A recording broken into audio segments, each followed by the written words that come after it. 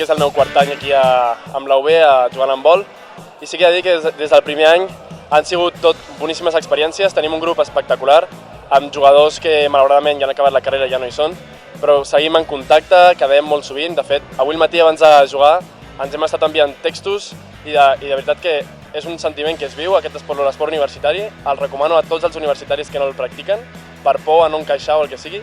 És normal no conèixer ningú i una vegada estàs aquí trobes que tens una família. Bé, doncs, com podeu veure aquí amb el meu company, aquest és un cas que portem ja des de fa uns quants anys, on anem apuntant els campionats estatals als quals participem. I com podeu veure, per exemple, just aquí al davant, veiem que està apuntat Granada 2009, i així, progressivament, hem anat omplint el casc pels laterals amb els campionats als quals hem participat, i ha sigut sobretot els últims anys on hem tingut més èxits, i també, a més, tenim dibuixades les medalles que hem obtingut, com un grandíssim i mític or a León, o també un grandíssim or a Múrcia, i a més, a campionats europeus als que hem participat també ens anem apuntant. Això podríem dir que és l'emblema de la UB, és el nostre sentiment, tot està en aquest casc, i el portem a cada partit i és un orgull poder portar-lo. I que els polles també el visquin molt. Exacte.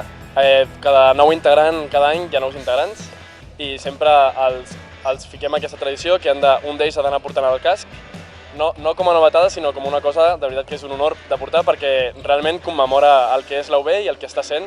El nostre equip, la nostra família. Trobo que aquests actes per fer que l'esport femení es visualitzi més estan molt bé. Sí que, com també ha comentat el meu company abans, trobo que s'ha començat a fer una miqueta tard, però que per fi s'està fent. Homes i dones som iguals en tots els aspectes i per fi s'estan obrint els ulls i estem veient que ha de ser així i ha de tenir exactament la mateixa visualització l'esport masculí tant com el femení, i sigui l'esport que sigui.